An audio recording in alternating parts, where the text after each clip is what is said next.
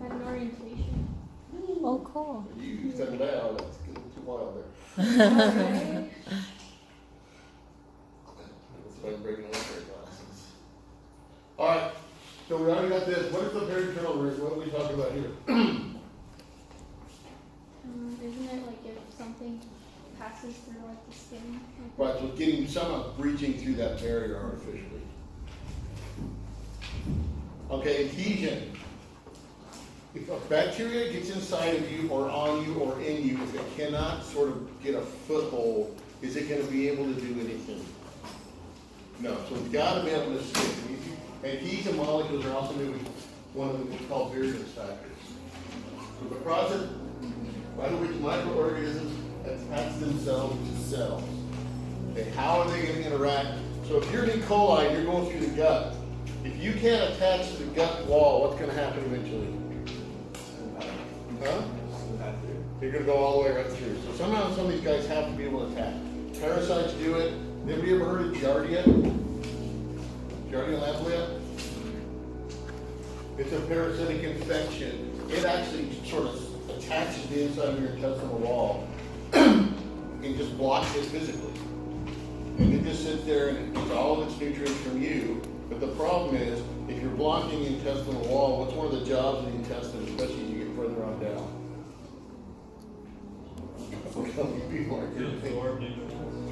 Yeah, but even further down. Once you've done all the Push. absorption, Push things, make things go through, like right, push but through. what do they do? What does your colon especially do towards the end? What's one of its really big water reabsorption. Oh, yeah. So these guys physically block that reabsorption of water. You can't reabsorb water.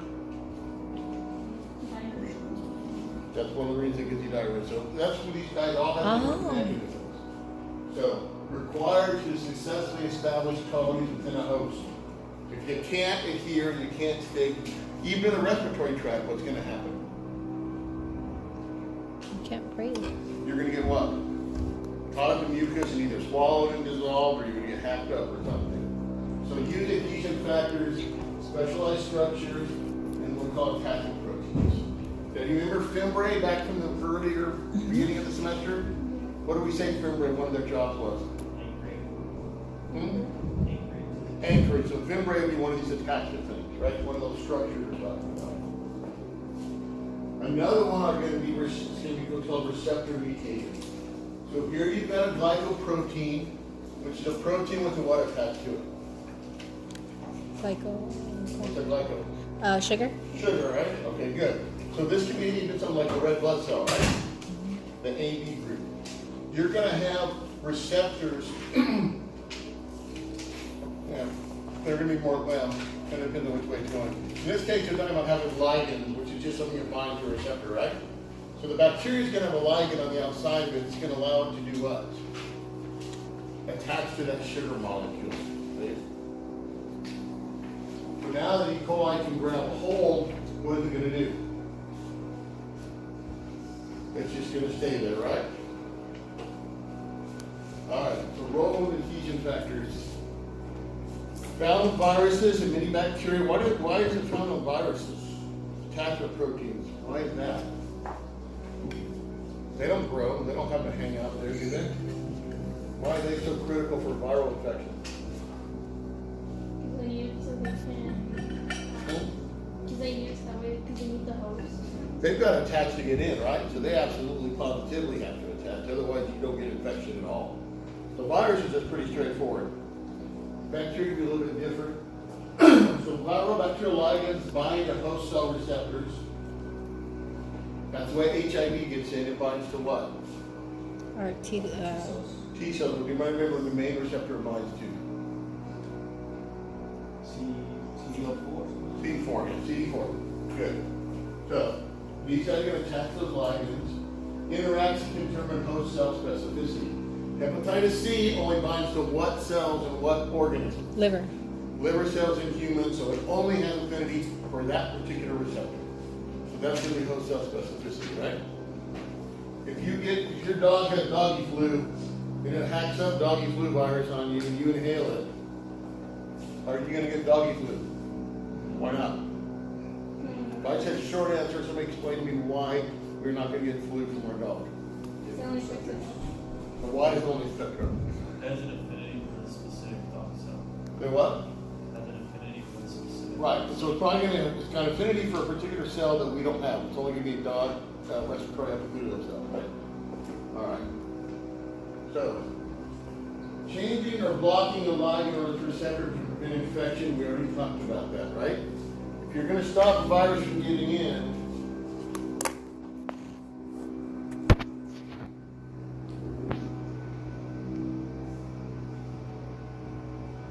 it's got a receptor for this, how can you block it? If you were designing a drug, we've already gone over this before, guys, you should know this right off the bat. Block the receptor site by having something else either attached to it. So you're gonna block the receptor site, right? So let's say you make a drug that's gonna block that. Is that gonna prevent it? Yeah, they can. And what's another way I talked about doing it though? Which is probably a better way. To attack the organism before Block getting the ligand as opposed to the receptor, right? Yeah. All right, so for extra credit on the next test, make you all think on a Monday, that's just mean. So I'd say it might be better to block this ligand, right? So maybe make an antibody or a drug that blocks the ligand. I said that's probably a better idea, right? If you're not blocking a receptor that may have a job. Well, what is the downside to blocking an individual ligand as opposed to blocking a receptor? Because then there's going to be another ligand that can just come in and bind with it. Oh, Right. that's true. You're only going to be targeting probably that specific virus. If you can target the receptor, it's going to be more broad, but more of a broad spectrum antiviral. So there's pluses and cons to everything, guys, right? Yeah. All right, so the inability to make attachment proteins or adhesions renders microorganisms avirulent. Write this down a little bit because we're going to talk about these virulence factors. A lot of times, if you knock out one or two of these virulence factors, the bacteria become avirulent, which means it can't cause disease. That simple. Did we go through Griffith in here yet? I think that's at the end of this experiment. But we get rid of the capsule. Did we go over that yet in here? No. I thought it should have been in the beginning, earlier in the semester. Maybe not. Maybe we could be out. So you're not through that one.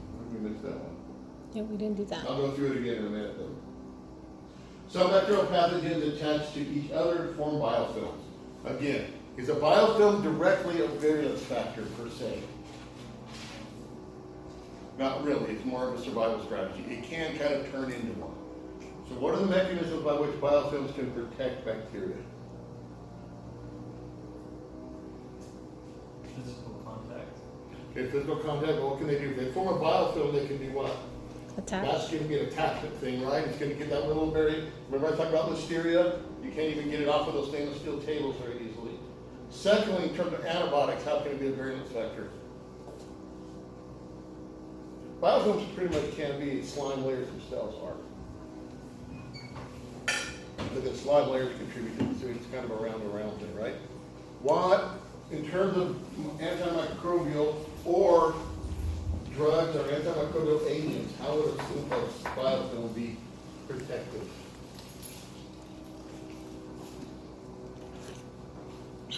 Well, don't they have like these openings that things can kind of just go through, like water? So like. They have those little pores that the water can move in and out, but how would that be protective in terms of the bacteria? Preventing an antimicrobial agent, either a chemical agent or a drug or anything. How would a biofilm be protective? UV light protects from UV light. UV light can't penetrate all the way through it. Outer layers absorb the UV light. How could it be protected? You got this little slime layer in here. Got stuff running in and out. How could that be protecting this bacteria? Maybe it doesn't allow like the white blood cells or medicine to attach to it because it's slimy. Like it. Well, that, or if it's a big sort of shell around it, if you can't get the drugs inside of it, can they get to the bacteria? No. No, so it just physically protects them from that. So it gives them attachment and it gives them sort of a barrier.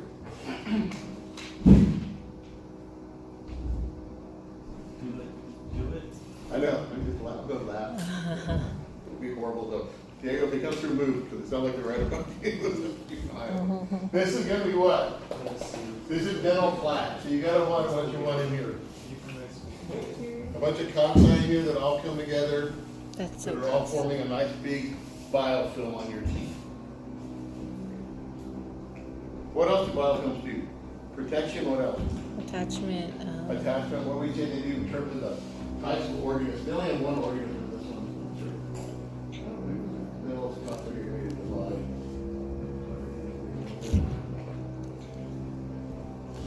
What else do they do? What changes about the bacteria inside of them? Which can also increase virulence. Remember we said they actually undergo changes when they get in these biofilms? They get form singeing, they actually go through change in physiology. Some of these guys will start secreting mild acids and stuff that will chew out your teeth. But you change the pH, you can change a bunch of other stuff. How important is dental health, guys? Very. Very. Why? It can cause a heart I don't attack. have bad breath? No. 1 cent each. No, because the infection can travel to your blood, and you could actually even have a heart attack. I've heard from gingivitis or something. Yeah, heart attack, what were you saying? It's a portal of entry. It's a portal of entry, somebody else, but why has it gotten so important lately? They turned around now and connected, at least tentatively, tons of different stuff to oral bacteria getting inside. Not just an infection, just gingivitis and just inflammation, not even a full-blown infection. They've linked it to arthrosclerosis. They looked at those plaques. They've actually found oral bacteria inside of those plaques. They've actually linked it to pancreatic cancer now. They found oral bacteria in the pancreatic cancer cells. So it's a big deal. It's not just having friends. So we said it allows. What's the word for change that you said? The quorum sensing, that sensing, and then they undergo, it's almost a division of labor. They start changing their physiology a little bit. What they're gonna do. It's almost like a cooperative thing. Now, are they thinking? No. No, they're bacteria, right? They can't think, they just get signals and change appropriately. They are, however, responding to their what? Environment. Good, their environment. Okay. Infection is an invasion of the host by a pathogen. Okay. What's contamination? Object. Huh? So when you have the pathogen, but you're not having any like real symptoms. you just Be have- careful, because look at the difference between infection and contamination here. Contamination is what? What do we say contamination was for what? Wasn't it when they're in your body but they're not doing anything? It's the mere presence of bacteria or organisms on or in your body. Okay? Infection is the invasion of the host by a pathogen. So it's not on you or in you. In you means in your gut, right? It's actually getting into your tissues. Somewhat. It's establishing an infection. Does an infection mean you have disease? No, because even then there's a part. A disease results if the invading pathogen alters normal body functions. So a lot of people have strep pyogenes, which is the one that causes strep throat on them all the time. Do they have disease? No. Have they been infected? Yes. Probably. Usually it's going to be in the lymph nodes and stuff like that, but they're not causing an infection. I mean, not causing a disease. And the disease, and when you guys will get to it, it's called morbidity. Have you ever heard the term morbidity, mortality? What does that mean? What's Death it? versus Or what? mortality is death versus Basic killing, illness. like, Yeah, morbidity can be illness or disease. So you can have organisms that have high morbidity but low mortality. Right? Now, if you guys want to read a book, it's free from the CDC. It'll put you to sleep like that. It's called Morbidity and Mortality Weekly. And it's a book of all the statistics for all the morbidity and mortality collected by all the state health agencies every week.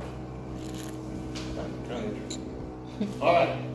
Now let's look at this. Symptoms. You guys need to get this. I teach an online course, and I cannot get students to get this correct. Most people just say symptoms. It's technically called signs and symptoms. Symptoms are subjective characteristics of disease felt only by the patient. Okay? A sign is an objective manifestation of disease observed or measured by others. Mm-hmm. If you can quantify it, you can measure it, it's a sign. Okay?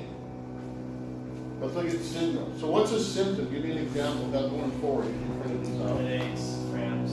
What is one? Headaches, cramps. Headaches, cramps. Actually, had a guy who questioned cramps. I mean, I guess you could measure like gas inside, but Well, yeah, but you can actually, when down, you can measure actually the contraction of the muscle. Okay, fine. Get a little bit less. So headaches, cramps, what else? I've been having cramps all weekend. I think I'm pregnant. What? runny nose. Which one? Runny nose. Runny nose? Is No. that runny nose? It's That's a sign or sign. symptom? Sign. That's a sign, right? Because you may not want to, but you can measure it. You're not felt that it's something you can monitor. How about a rash?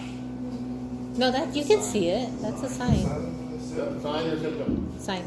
That's a sign. How about a inflammation? Sign. Fine. It depends where. Measure. Swelling. I didn't say swelling. I said inflammation. Inflammatory It depends. response. It depends if it's still present or not, right?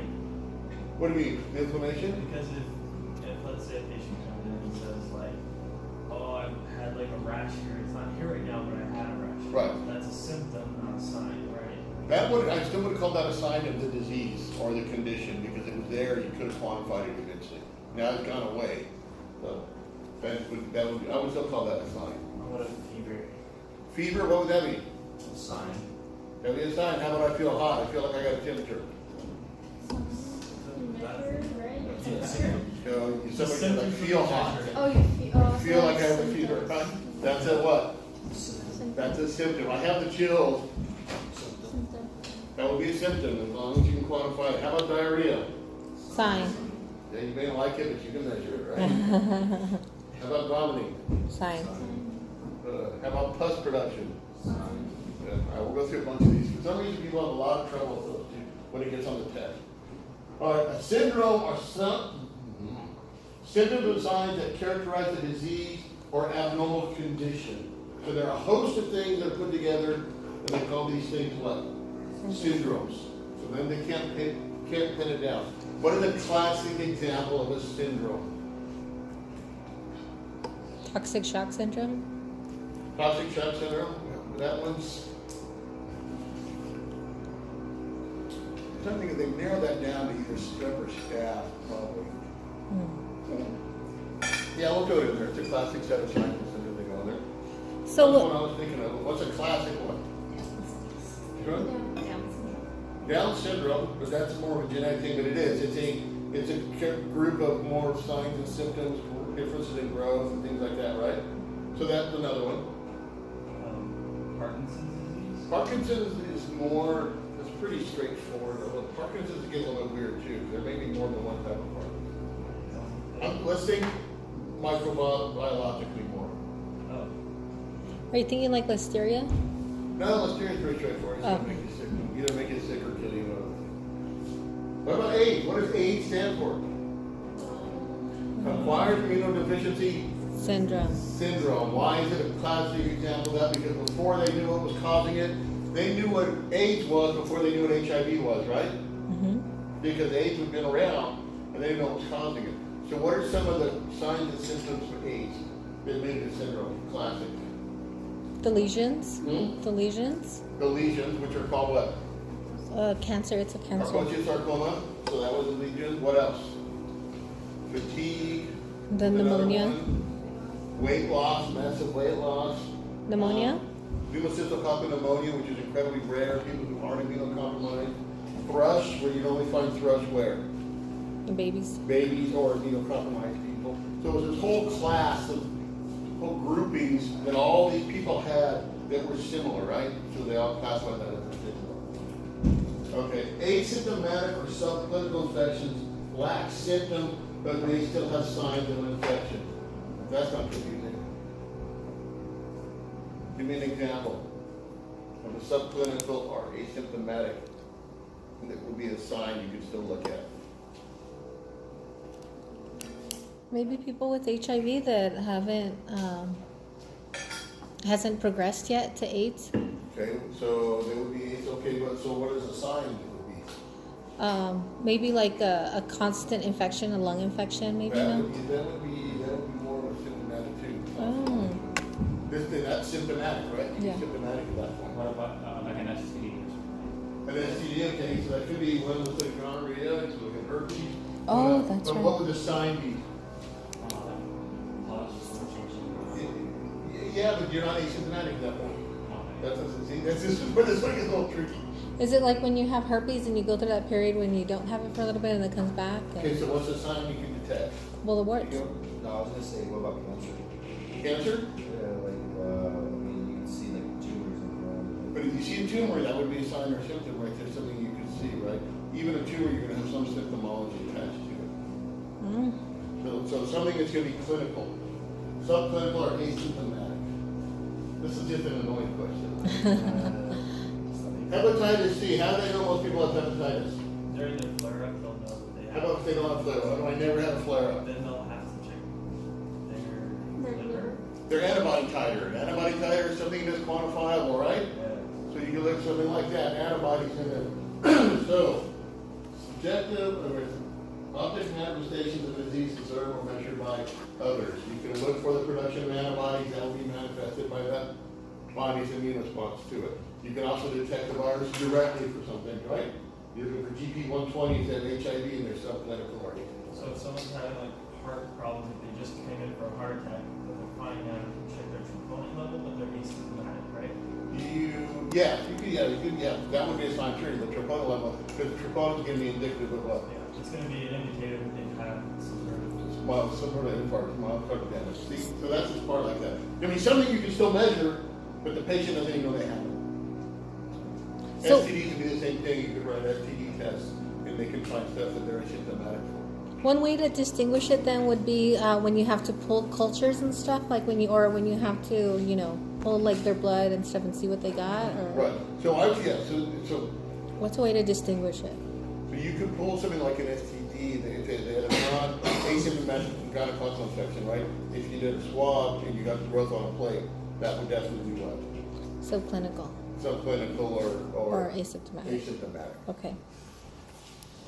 What do you do? Did you look at subclinical asymptomatic? Yeah, some of those some of those is a little tough. I'm trying to think, where does it go from being asymptomatic or subclinical to just crossing that line?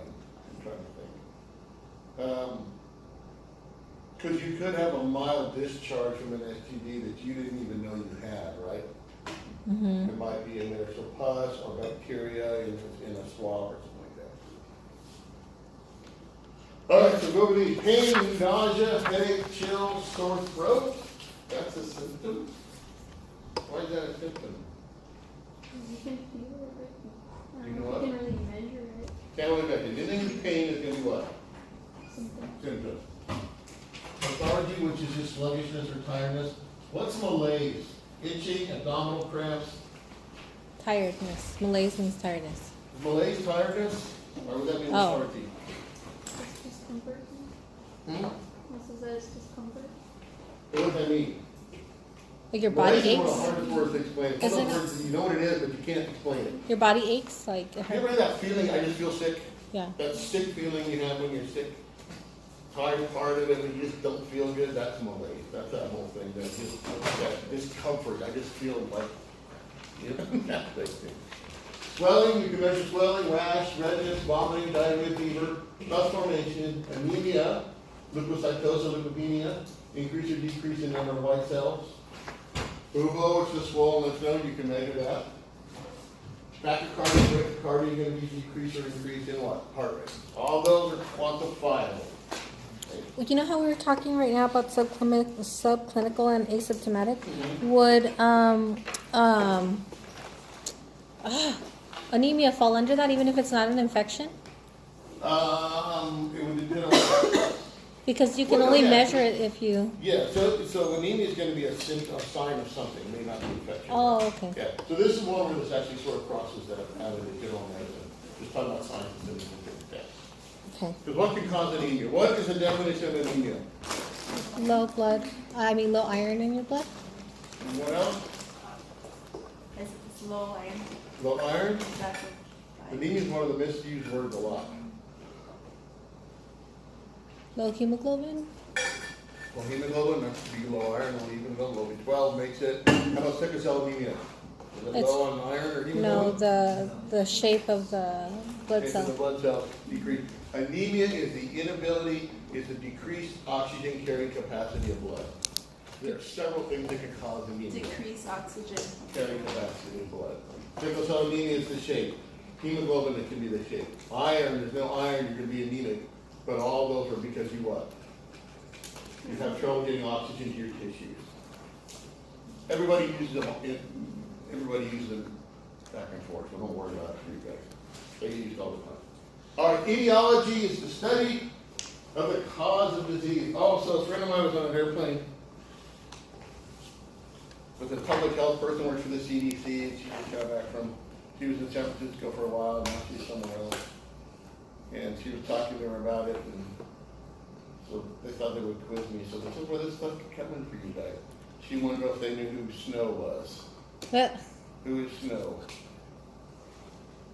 wasn't he the one with the plumbing with vaccinations? Just kidding. Which one was he? Which was he the father of? Epidemiology, and they were all giggly excited, so you guys might be able to win something on that. So remember this stuff is what I'm trying to get at.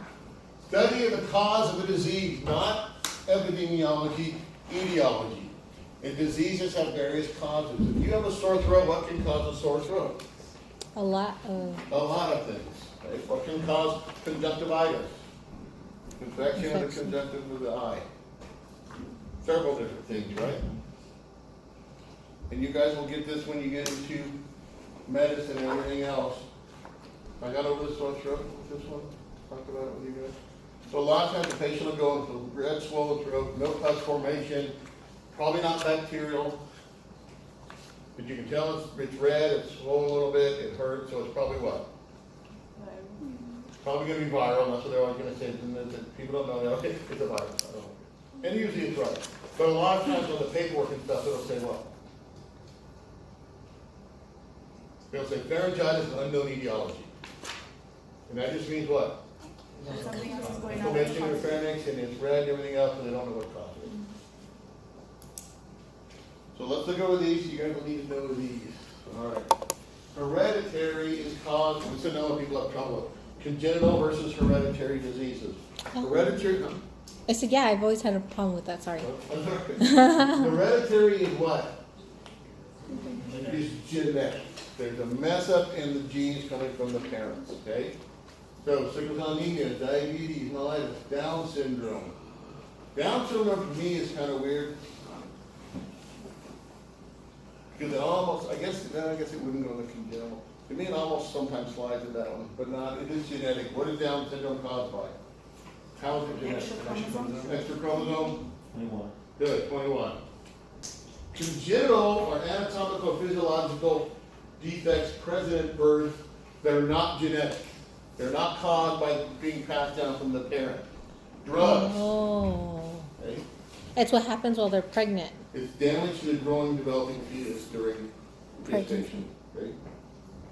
Caused by drugs, illegal or legal, X-ray exposure, infections, anything like that. If a mom were to get measles, German measles, and the baby were to come out deaf, would that be what? Baby Congenital. were to come out deaf. Baby's born deaf. That would be what? Congenital. Congenital. When you gave pregnant mothers that thalidomide for nausea and the babies came out with malformed limbs, that would have been Congenital. congenital. Okay? Fetal alcohol syndrome is Congenital. congenital. Oh, there you go, deafness from the I didn't even know that. Degenerative is what? Age. Age-related degeneration. We just do what as we age? You die. Breakdown. We're not dying yet. You just wear out, Yeah. right? I saw something somewhere where they said, you do not have an expiration date stamped on the bottom of your foot. I think it was from, where's that from? Is it always based off of age? It's always based off of age? What is? Degenerative. Degenerative? No, think well, this is what they're yeah, talking I think degenerative, I think pretty much are. It's just wear and tear over years. Now, you can have things that mimic or can increase that, like rheumatoid arthritis, right? Yeah, that's. That would be degenerative also, but that's being exacerbated by what the immune system going after it.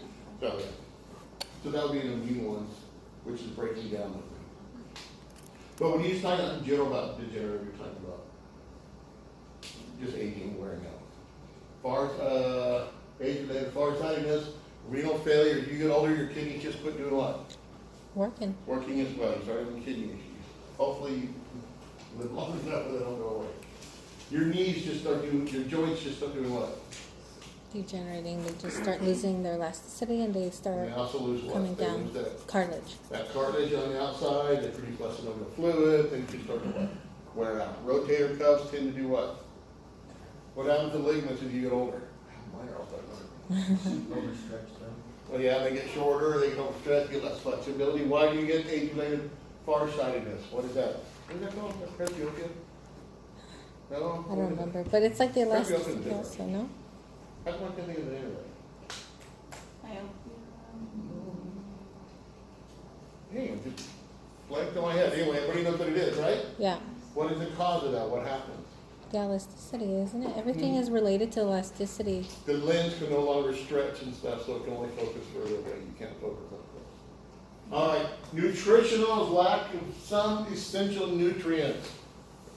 Rickets is lack of what? Salt? Oh, we know rickets is lack of? Nope. Vitamin D. Scabies, that's all everything. Is lack of what? Salt. Nope. That one, yeah, because they would be in C and they couldn't. Citrus, vitamin C, scurvy, Oh. vitamin C. And then you have lack of vitamin A, huh? Let's take tons of oranges on ships. That's why they call English people limeys, because they used to take limes with them and stuff on their ships. Where that thing came from. All right, endocrine is going to be hormonal, due an excess or deficiency of hormones.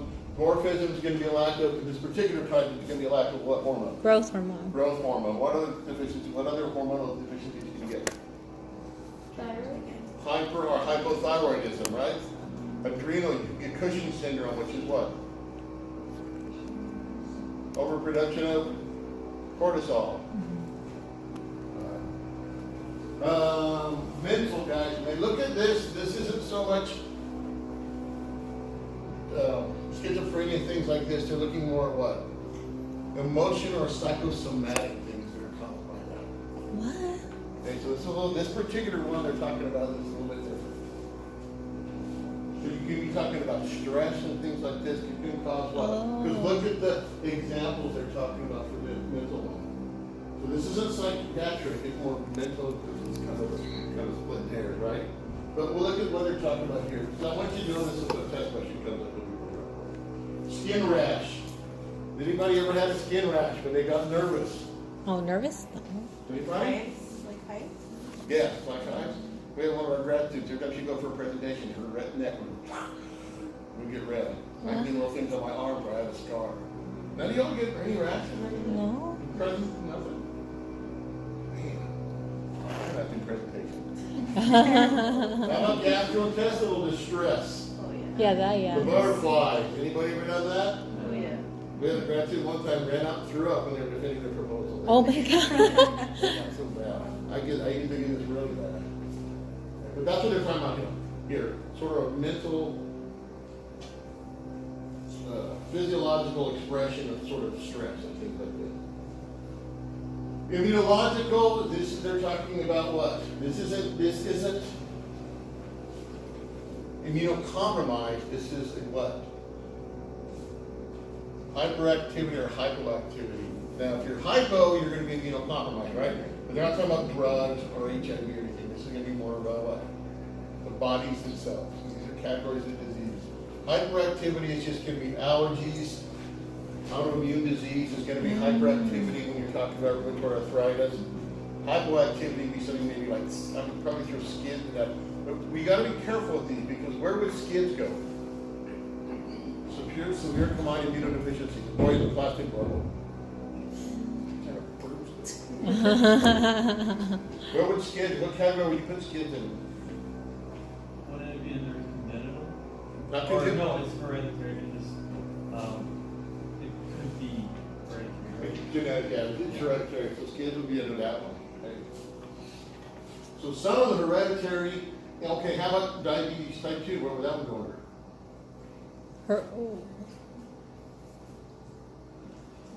Type 2? Yeah. Huh? Nutritional? Yeah. Lack of some essential nutrients in the diet?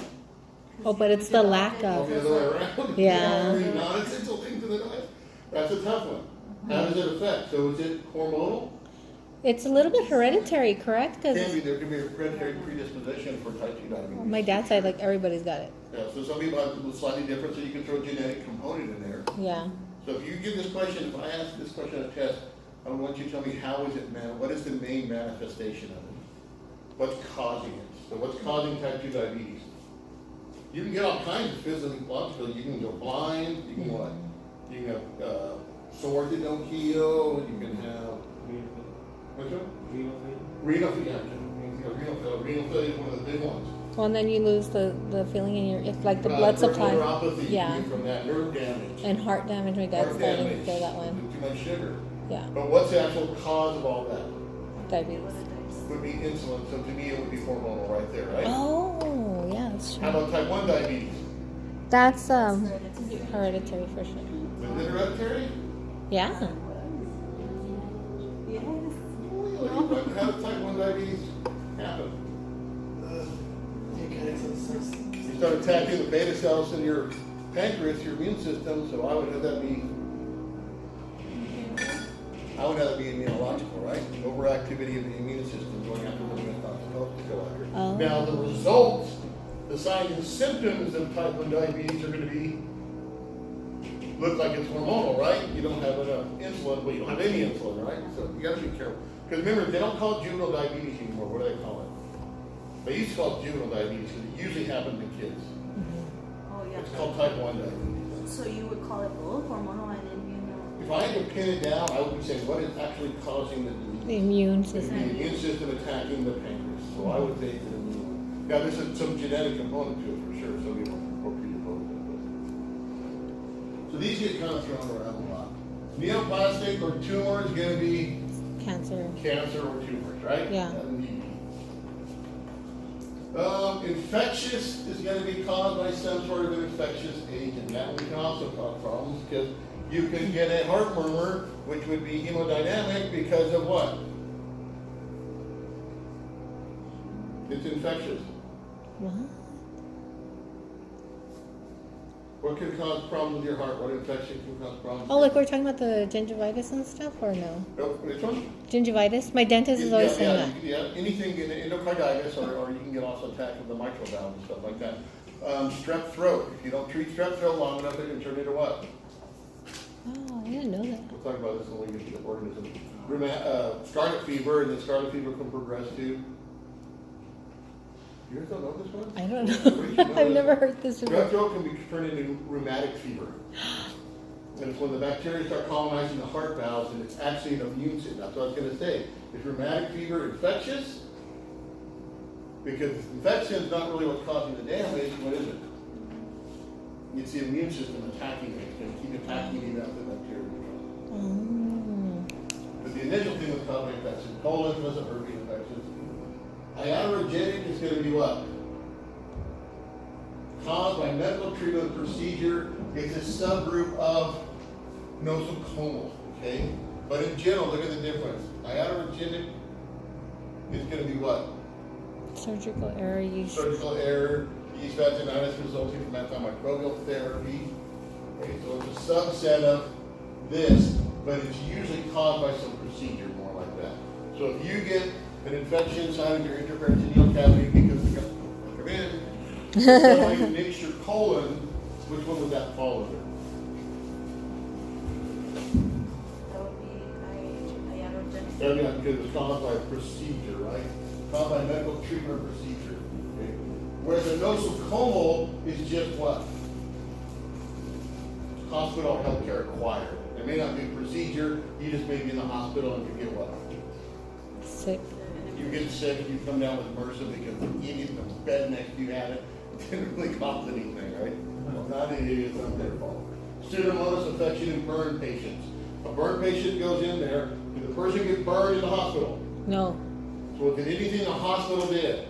Any treatment? What are the two acute concerns of high third degree burn patients? infections. What's the first one? Is it pneumonia? Dehydration. The second one is infection. In particular, Pseudomonas is bad. It's an opportunistic pathogen and wreak havoc on burn patients.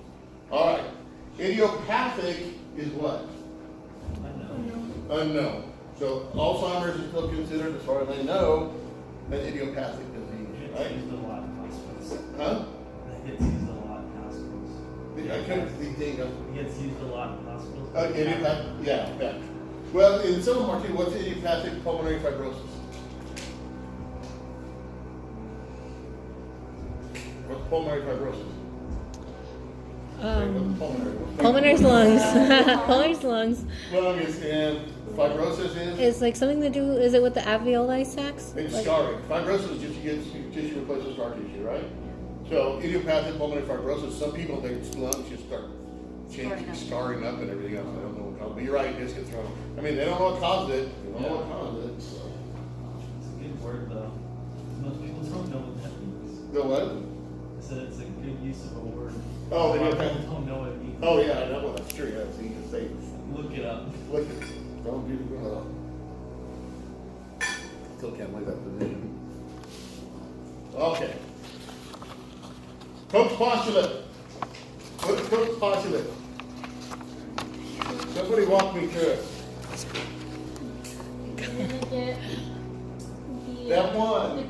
Oh, I Lord. love this chapter, they Disease. bring this back. There's gonna be like one organism that has a disease. You gotta like kind of And what is it? Oh, sounds close. Pull it out Step of it. one, the causative agent must be found in all sick patients and it must be isolated and identified, right? Yes. Step two, like, you have to try and grow it, right? that's you You have should to cut take- out, grow it out in the lab, yeah, you build, grow it, identify it, that thing's, sometimes they put those in two steps, but you can throw them into one.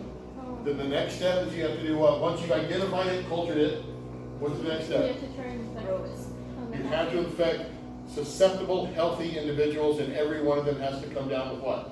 it's like the same. The illness. Step three. I thought that was three. You have to be able to isolate and grow up in the lab the culture from all of the experimental animals, and they must be all be sick, right? And then what's the last step? Actually, I threw that one in together. You have to identify, make sure it's the same thing you put in there that made them sick, yeah. So I kind of threw those. You can knock it down to 3 steps. Okay, so infection by pathogenic microbes. Be a long week, guys. All right, just know that. Does it still work? For the most part. Robert Koch developed a set of postulates one must satisfy to prove a particular pathogen can cause a particular disease. Can you still use it today? Didn't you say like not 100% of the times, but like for the most part you can? You can still use it, you just have to modify it. They have lots of modifications that correspond. The basic principles still hold true, right? If you're sick, you have to have the pathogen, right? The one that can cause problems is some things people are asymptomatic with, they don't have it. But you can't say everybody who comes down with AIDS has what? HIV, right? Nobody comes down with AIDS without HIV, so you can kind of skimp around on it. So exceptions, and we'll go after this. Some pathogens can be cultured in the laboratory. Okay? We were not able to grow hepatitis C in the lab until I think 2008, something like that. It took them forever to really work on it. You knew it was there, right? But we couldn't grow it. Disease caused by a combination of pathogens and or cofactors. AIDS caused all kinds of problems. Does AIDS cause any other type of infection? No, it just knocks out your immune system, right? Then all these other things start causing infection. Okay. How many different things can cause a sore throat? Lots. A lot. How many things can cause an upper or lower respiratory tract infection? A lot. A lot, right? Ethical considerations for applying Koch's postulates to pathogens that require human health. After that whole ethic thing again, right? That was the problem with hepatitis C. Guys, when you become a drug hepatitis C, we're going to give you guys all hepatitis C, all right? No? Difficulties in satisfying Koch's postulates. Disease can be caused by more than one pathogen. Pharyngitis. There's probably how many things that can cause that out there? How many different viruses cause a cold? Hundreds, right? pathogens that are ignored as potential cause of disease. What did I just say about toxoplasmosis gondii?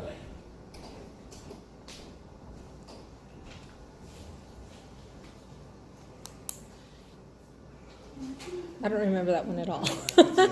Happy drug? They could, It's in cat. it's in cats. That's the one that pregnant women are supposed to do what? Oh, Take clean out the Canada, litter right? box. Make the Yeah. damage to the fetus. Would that be, what would the damage to the fetus could be? Would that be? One day. Now, what about toxoplasmosis in terms of this one right here? Hurry up, guys, we're a minute late.